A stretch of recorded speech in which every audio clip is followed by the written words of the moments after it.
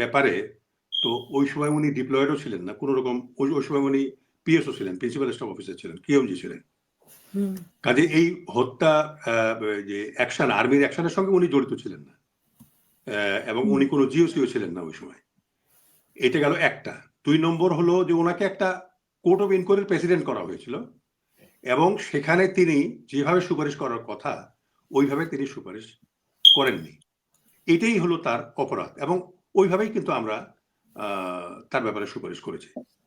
মানে এখানে হালকা করারও কিছু নাই, আর এখানে আপনার এটাকে ভারী করারও কিছু নেই। কারণটা হলো যে উনি তো যেমন মনে করেন 46 ব্রিগেড কমান্ডার, উনি নিজে জড়িত ছিলেন, ডিপ্লয়েড ছিলেন ওইখানে, কোনো রকম অ্যাকশন করেন নাই।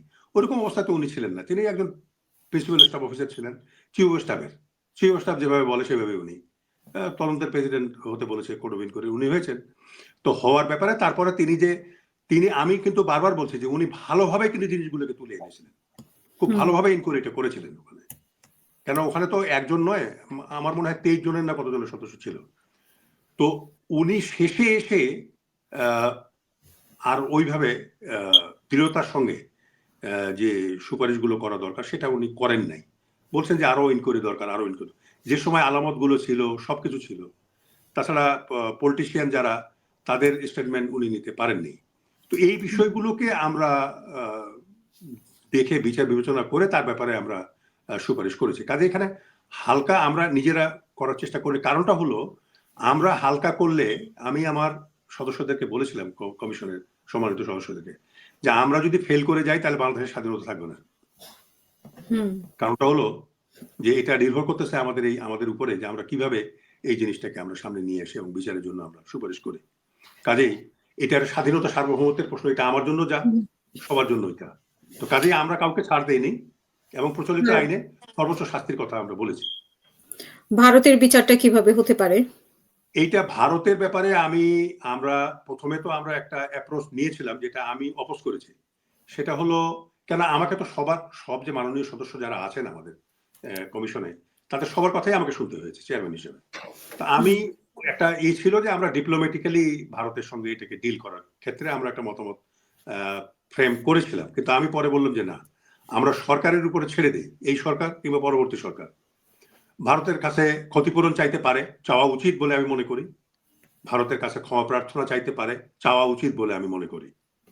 যে কাজ তারা করেছে বাংলাদেশের স্বাধীনতা সার্বভৌমত্বকে নস্যাৎ করার জন্য, বাংলাদেশকে দুর্বল করার জন্য, বাংলাদেশের সশস্ত্র বাহিনীকে দুর্বল করার জন্য, বাংলাদেশ বিজিবিকে দুর্বল করার জন্য, এই অপরাধের তো কোনো ক্ষমা নাই।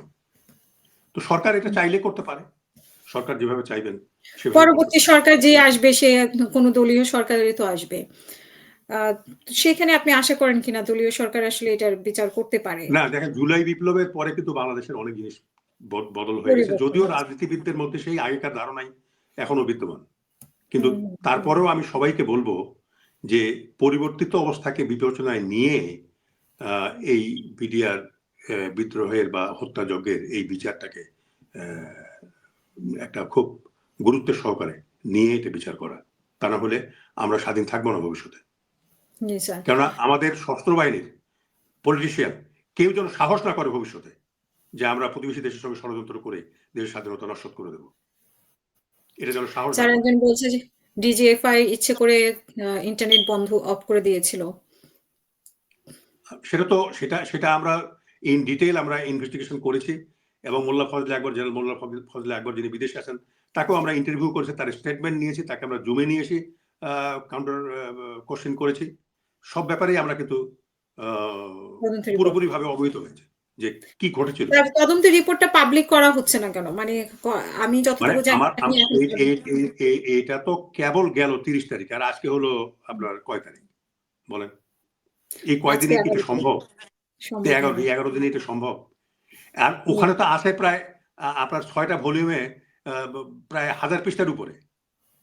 এই 1000 পৃষ্ঠা পড়ার জন্য সরকারকে তো একটা কমিটি করে দিতে হবে। এবং একটা ভালো প্রশ্ন আপনি এনেছেন, আমি সরকারকে অনুরোধ করবো একটা এক্সপার্ট কমিটি করার জন্য, যেখানে সুপ্রিম কোর্টের বিচার মানে আপনার অবসরপ্রাপ্ত বিচারপতি থাকতে পারেন, সেখানে সুপ্রিম কোর্টের আইনজীবী থাকতে পারেন, সেখানে আপনার আইনবিদ থাকতে পারেন, বাইরে যারা আছেন, আমাদের কমিশনেরও সদস্য সেখানে থাকতে পারেন, আর্মির সেখানে অফিসার থাকতে পারেন। এই নিয়ে একটা টিম গঠন করে একটা স্টাডি করা, এবং আমরা যা সুপারিশ করছি এর বাইরেও কিন্তু অনেক মানুষকে শাস্তির আওতায় আনার স্কোপ আছে।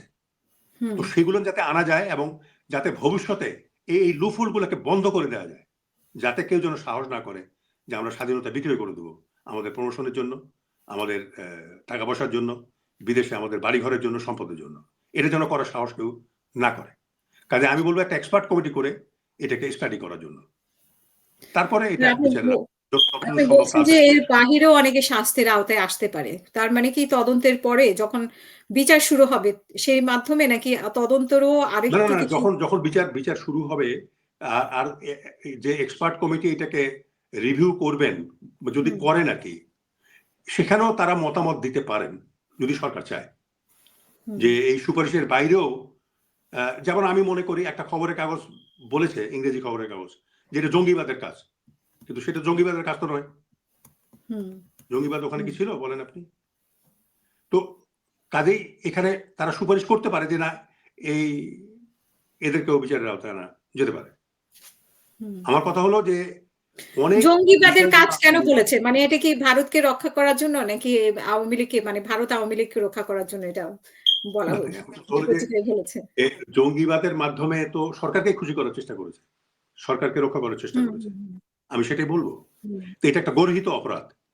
তো এইগুলো যদি আমরা সবগুলোকে ধরতে যাই সবাইকে, তাহলে আরো 6 মাস লাগবে। তো এদিকে তো পুরো এই যে সামনে ইলেকশন চলে আসতেছে, তারপরে আপনার জাতি একবার অধৈর্য হয়ে গেছে যে কেন রিপোর্ট সাবমিট করা হচ্ছে না।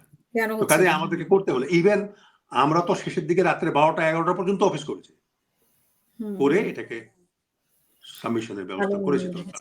এখনো কি কারো সাক্ষী দেওয়া? অনেকে বলেন যে আমার কাছেও তো তথ্য আছে, আমাকে জিজ্ঞেস করা হয়নি বা হয়েছে সেভাবে গুরুত্ব দেওয়া হয়নি।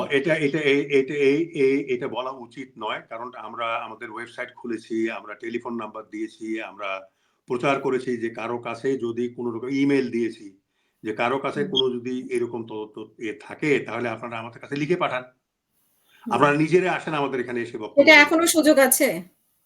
না, এখন তো সুযোগ নাই, তবে ওই এক্সপার্ট কমিটি যদি করে, তারা যদি শুনতে চায় বক্তব্য একটা বিশেষ ক্ষেত্রে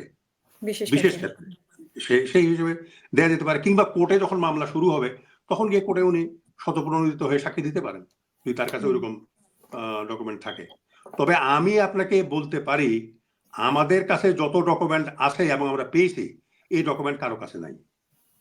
আমরা ডিজিএফআই থেকে পেয়েছি, এনএসআই থেকে পেয়েছি, ডিএমআই থেকে পেয়েছি, আপনার বিজিবি থেকে পেয়েছি, মানে এত ডকুমেন্ট যেগুলো বস্তায় বস্তায় একবারে হাজার হাজার পেজ, শত শত পেজ, সেই ডকুমেন্টগুলো আমরা স্টাডি করেছি।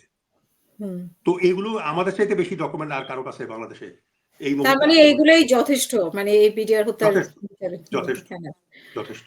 একজন বারবারই প্রশ্ন করছেন, যার জন্য আমি আপনাকে প্রশ্ন করতে বাধ্য হচ্ছি। আমরা শেষ করব এরপরেই। আপু স্যারকে জিজ্ঞেস করেন যে সিপাহী মঈন কই? দেখেন, এই সিপাহী মঈন কোথায় আছে এটা আমরা জানি না। হয়তো বেঁচে আছে, বাইরে চলে গেছে, থাকতে পারে, বিদেশে কোথাও হয়তো আছে, কিংবা নিহত হয়ে থাকতে পারেন, মরে গিয়ে থাকতে পারেন।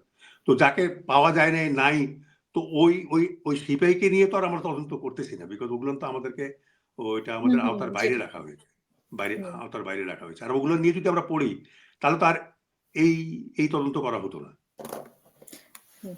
অসংখ্য ধন্যবাদ স্যার আমাদেরকে সময় দেওয়ার জন্য।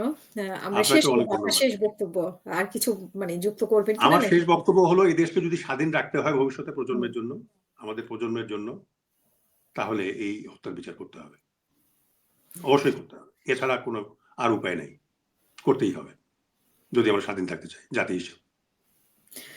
আপনাকে অসংখ্য ধন্যবাদ, এবং প্রিয় দর্শক আপনারা যারা সাথে ছিলেন তাদেরকে ধন্যবাদ আমাদের সাথে এতক্ষণ থাকার জন্য, এবং আমাদের পরবর্তী অনুষ্ঠান দেখার আমন্ত্রণ জানিয়ে এখানেই শেষ করব। সবাই ভালো থাকবেন, সুস্থ থাকবেন। আল্লাহ হাফেজ। আসসালামু আলাইকুম।